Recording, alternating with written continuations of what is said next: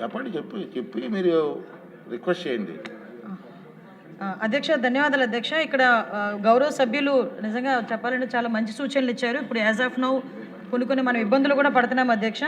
ఇక్కడ ఒక విషయం కూడా చెప్పాలి అధ్యక్ష.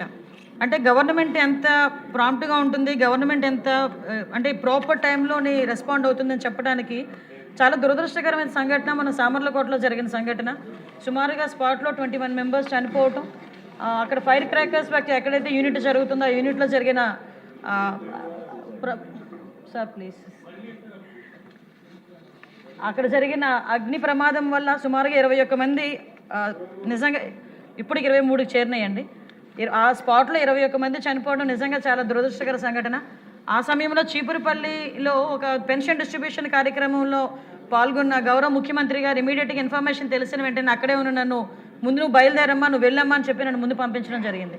తర్వాత సీరియస్నెస్ అంతమంది చనిపోయేసరికి సంఘటన జరిగిన గంటలోపే అక్కడికి సంఘటనా స్థలానికి రావటం, మొత్తం కూడా పరిశీలించటం, అక్కడ వాళ్ళందరితోనే కలిసి కూర్చొని మాట్లాడటం, ఇవన్నీ ఒక ఎత్తు అయితే ఎక్కడైతే చనిపోయారో చనిపోయిన వాళ్ళ కుటుంబాలను ముందు నేను పరామర్శించాలి, వాళ్ళకు ఒక భరోసా కల్పించాలి, అది నా బాధ్యత అని చెప్పి ఆ టైంలో కూడా సామర్లకోట హాస్పిటల్కి వెళ్ళి ఆ మృతదేహాలను అక్కడ నివాళులు అర్పించి ఆ కుటుంబ సభ్యులను కూడా వచ్చి పరామర్శించడం జరిగింది. అంటే అక్కడ విషయం ఏంటంటే అధ్యక్ష, ఎక్కడెక్కడైతే ల్యాబ్సెస్ జరిగినాయో ఇప్పుడు అగ్ని ప్రమాదాలు మ్యాక్సిమం ఎక్కడ జరుగుతున్నాయంటే ఎన్ఓసి చూస్తే ఎన్ఓసి 2027 వరకు ఎన్ఓసి ఉంది, మార్చి 2027 వరకు ఎన్ఓసి ఉంది. అలాగని చెప్పి అక్కడ ఎందుకు ప్రమాదాలు జరిగినాయి అంటే ఉన్న వాటికన్నా అక్కడ మెటీరియల్ ఉన్నదానికన్నా 15 కేజీల మెటీరియల్ ఉండాల్సింది, దానికి ట్రిపుల్ మెటీరియల్ అక్కడ ఉండడం, అదేవిధంగా 8 మంది పనిచేయాల్సిన చోట దగ్గర 40 మంది పనిచేయటం, అక్కడ అంటే మిస్హ్యాండ్లింగ్ ఆఫ్ దట్ మెటీరియల్ అన్నది ఫోరెన్సిక్ డిపార్ట్మెంట్ వాళ్ళు కూడా ప్రాథమిక విచారణలో చెప్పటం, ఇవన్నీ చూస్తూ ఉంటే అక్కడ అన్స్కిల్డ్ పర్సన్స్ చాలామంది రోజువారీ కూలీలను కూడా తీసుకొచ్చి అక్కడ చేయటం అనేది జరిగిందన్నది ప్రాథమిక విచారణ జరగటం.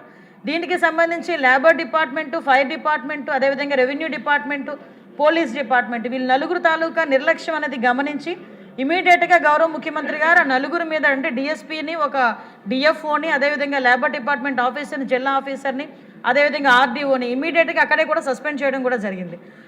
చేయడమే కాకుండా కంపల్సరీగా నిబంధనలు పాటించాలనే ఉద్దేశంతో ఎవరైతే యాజమానులు వీళ్ళు నిర్వహణ చేస్తున్నారో నిర్వహణదారులు ఎవరికైతే భయం రావాలని ఇలాంటి సంఘటనలు జరిగిన తర్వాత వాళ్ళ ఆస్తులను కూడా జప్తు చేసి ఆ ఆస్తులను కూడా తీసుకొచ్చి ఆ బాధితులకి, ఆ కుటుంబాలకు ఇవ్వడానికి కూడా గవర్నమెంట్ సిద్ధంగా ఉందని గౌరవ ముఖ్యమంత్రి గారు కూడా చెప్పడం జరిగింది. దీని మీద ఇమీడియట్గా స్పందించి 20 లక్షల రూపాయలు ఎక్స్గ్రేషియా కూడా ఇవ్వడం జరిగిందండి. నెక్స్ట్ డే మంత్రులు నారాయణ గారు మేమందరం కూడా కలిసి వాళ్ళ ప్రతి ఒక్క ఇంటికి కూడా వెళ్ళి ఇవ్వడం జరిగింది. అదేవిధంగా హైరేజ్కి సంబంధించి కూడా చెప్పడం జరిగింది అధ్యక్ష. ఇప్పుడు కనుక ఇంతకు ముందు మనకి ఏదో కేసు పెట్టారు, 100 రూపాయలు 200 రూపాయలు జరిమానాలు విధించి వదిలేసేవారు అధ్యక్ష. కానీ కొత్త చట్టం ప్రకారం అధ్యక్ష సెక్షన్ 27, 28, 29, 31 ప్రకారం అధ్యక్ష 500 ఉన్న ఇంతకు ముందు ఉన్న ఫైన్ ఇప్పుడు 10,000 రూపాయలు అవుతుంది అధ్యక్ష. దీన్ని బట్టి అంటే జరిమానాలు కూడా భారీగా పెంచడం, అదేవిధంగా ఎన్ఓసీలు కూడా ఇవ్వడం కూడా త్వరితగతిన ఎన్ఓసీలు ఇవ్వడం, 2 దఫాలుగా ఎన్ఓసీలు కూడా ఇవ్వడం కూడా జరుగుతుంది అధ్యక్ష.